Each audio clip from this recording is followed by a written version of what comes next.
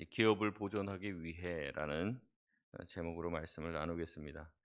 민수기가 이제 다 끝났고요. 이제 다음 주부터는 로마서를 우리가 묵상하게 됩니다. 로마서는 뭐 지금 주일에도 우리가 말씀을 듣고 있지만 또 다시 한번 또 깊이 묵상할 수 있는 시간이 되시길 바랍니다.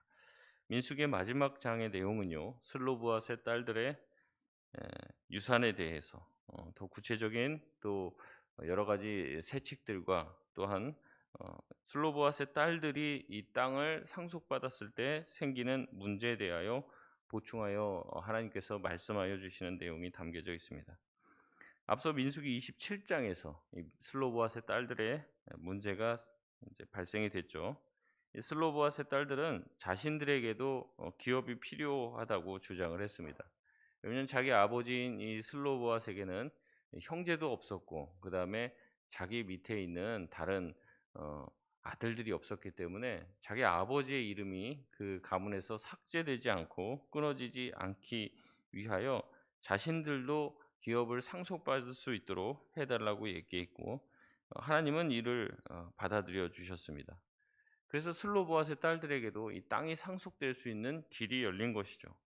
근데 문제는 무엇이냐면 이로 인해서 또 다른 문제가 생길 수 있게 되겠고 이에 대해서 좀 더 자세한 어 세칙이 지침이 필요해지게 되었다는 것이죠. 특별히 여성이 이 남성 아버지의 에 땅을 상속받을 수 있게 되자 뜻하지 않은 문제가 발생하게 되는데 그것이 무엇이냐면 1 절에 요셉 자손 므낫세의 손자 마길의 아들 길앗 자손의 수령들이 나와서 이 문제에 대해서 제기를 했습니다. 길앗 자손의 수령들은요. 2 절에 두 번이나 모세를 향해서 이렇게 표현합니다. "우리 주라고 부릅니다. 모세한테 그냥 어 뭐 "모세 선생님." 뭐 이렇게 불러도 되는데 "우리 주라고 하면서 굉장히 자신을 낮추고 모세를 굉장히 높이면서 존중과 또 순종의 의미를 담아 겸손의 의미를 담아서 겸손하게 이의를 제기합니다.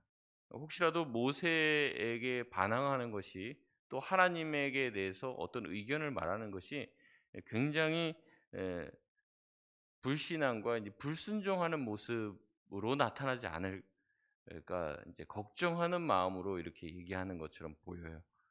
모세와 하나님한테 반항하고 불순종했던 사람들이 앞에서 어떤 모습으로 그들의 끝을 보였는지를 다 알고 있기 때문에 어떤 이의를 제기할 때 굉장히 자기 자신을 낮춥니다. 그래서 이 자기가 제시하는 그 다른 의견이 반항으로 보여지지 않도록 주의에 주의를 기울이며 얘기하는 거죠. 그들의 문제 제기 내용은 이렇습니다. 2 절부터 시작되는데 이것입니다. 하나님께서 기업의 땅을 주셨는데 우리 형제 슬로보아의 딸들에게 땅이 상속이 된다는 거죠. 근데 상속받은 이 딸들이 다른 지파의 남자에게 시집을 가게 되면 그 땅은 다른 지파의 것이 된다는 거죠. 예. 이 여자가 가지고 간 지참금이 되는 거죠, 그 땅이. 그렇기 때문에 지참금을 가지고 가서 한 가족을 이뤘기 때문에 그 소유권이 남편에게로 넘어가게 되는 것입니다. 그렇기 때문에 자기 지파가 가진 땅을 잃게 되는 것이 아니냐는 얘기를 합니다. 보통 희년이 되게 되면은 땅도 또 돈도 다 탕감이 되고 원래 주인에게로 돌아가게 됩니다. 그런데 여기 4절 말씀에 보면요.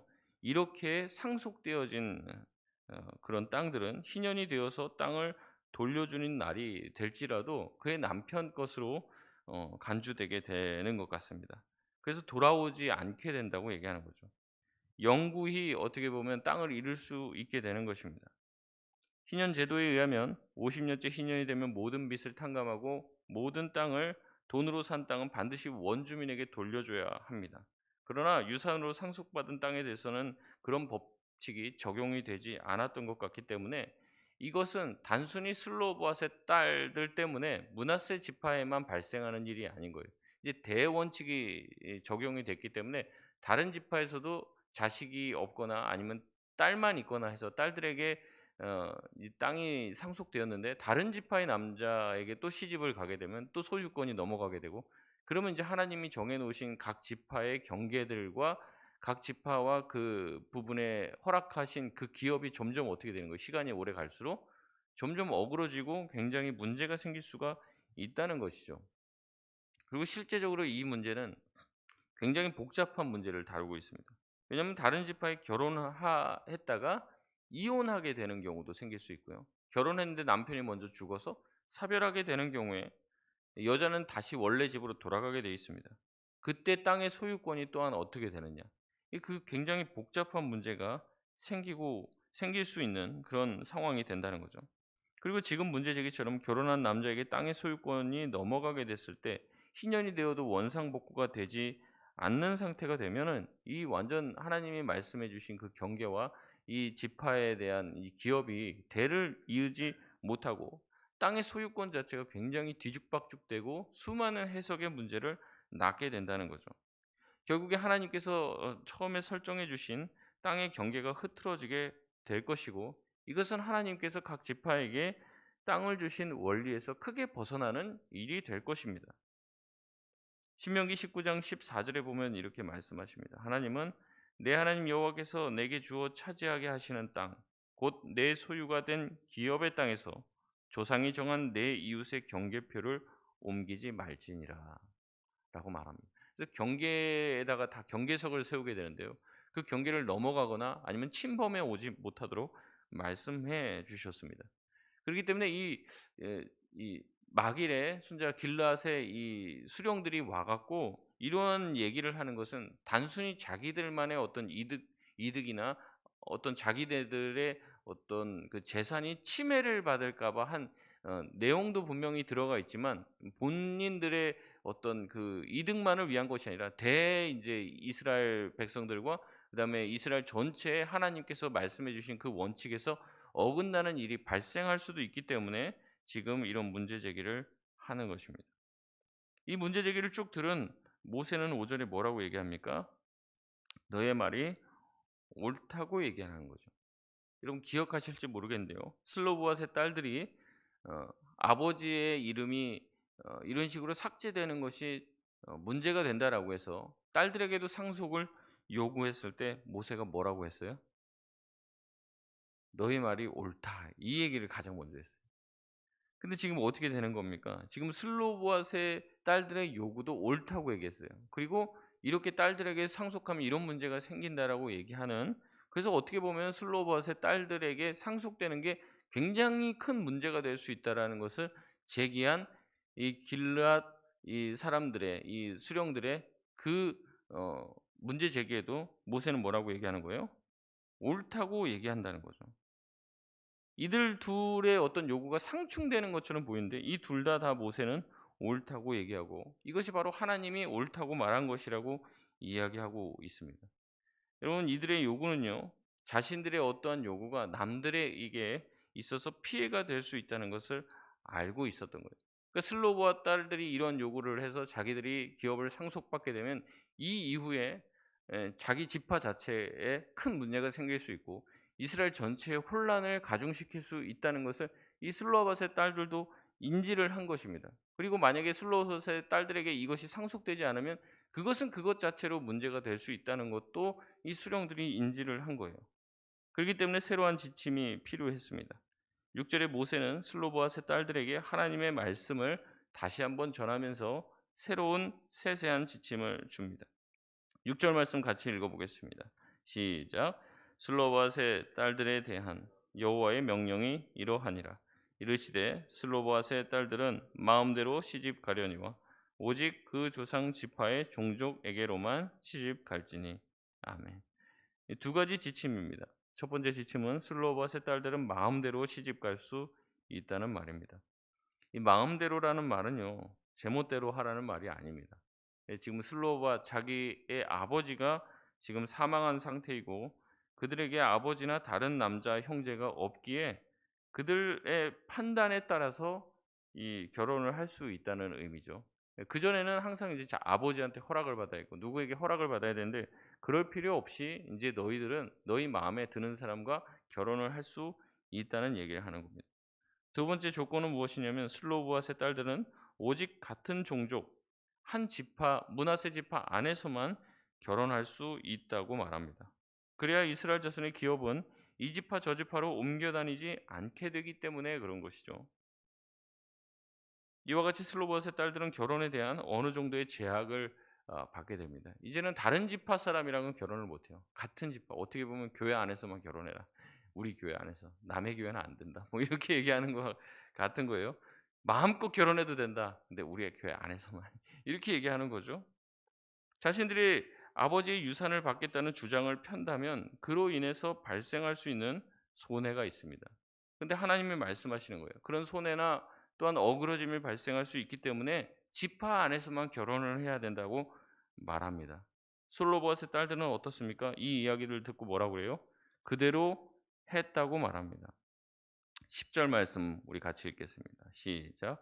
슬로보아스의 딸들이 여호와께서 모세에게 명령하신 대로 행하니라. 아멘. 슬로보아스의 딸들은 기꺼이 하나님의 말씀대로 자신의 자유를 포기합니다. 자신의 결혼에 제약을 스스로 가합니다.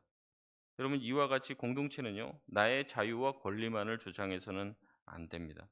아무리 정당한 권리라고 할지라도 내 권리를 주장함으로 누군가에게 피해를 입히고 손해를 가하게 된다면 나의 자유 또한 제한되어야 한다는 것을 말하는 것이죠.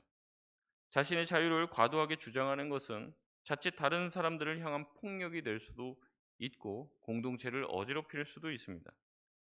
이 지침을 받은 슬로봇의 딸들은 10절에 여호와께서 모세에게 명령하신 대로 순종했다고 말합니다.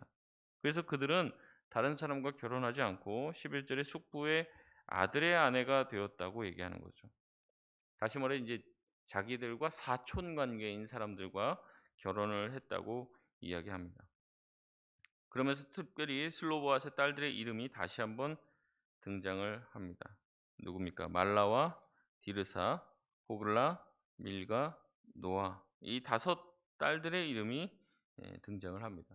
굳이 이렇게 등장시킬 필요가 없습니다. 근데 슬로보아스의 딸들의 이런 어떤 에피소드가 등장할 때마다 이 여인들의 이름이 다 언급이 되고 있어요.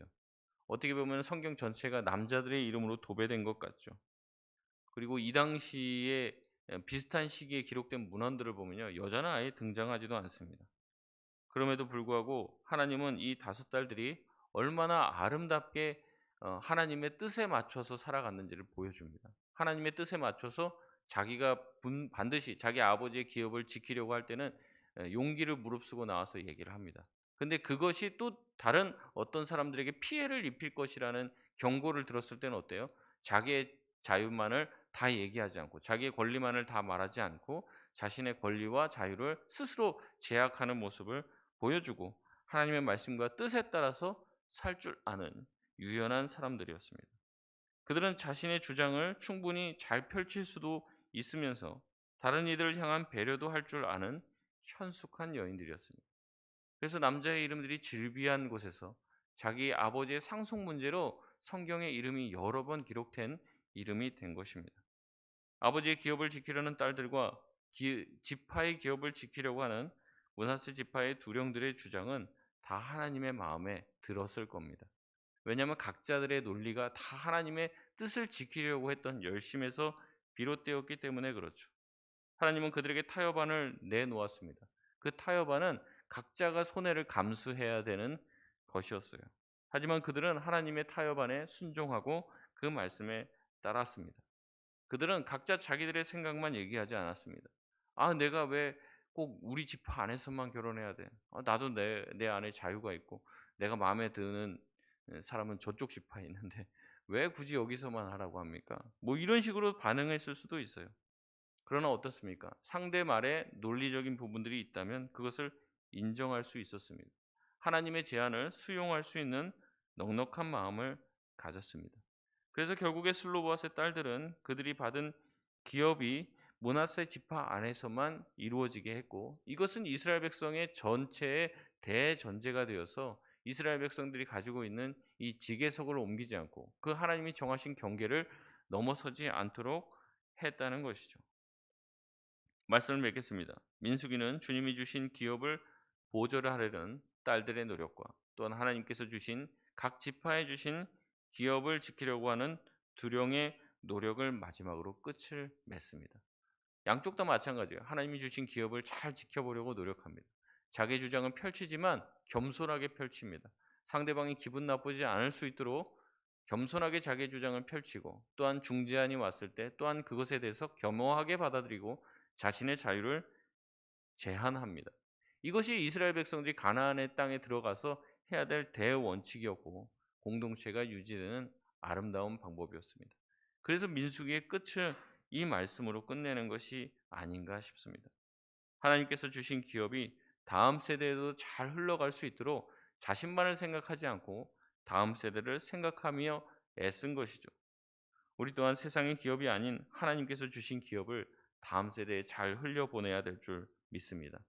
나만 누리고 나만 좋고 나에서만 끝나는 것이 무슨 소용이 있겠습니까?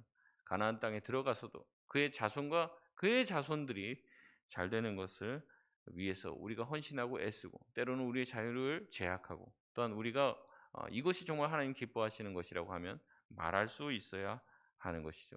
그런 겸손과 순종의 태도를 통해서 하나님은 이스라엘 백성을 세워나가시고 가나안 땅에서도 그들이 하나님께서 주시겠다고 하신 약속의 땅을 잘 차지하도록 한다는 겁니다. 우리가 이것을 기억하면서 다시 한번 주님께서 기뻐하시는 길을 걸어갈 수 있는 저와 여러분 다 되시길 바랍니다.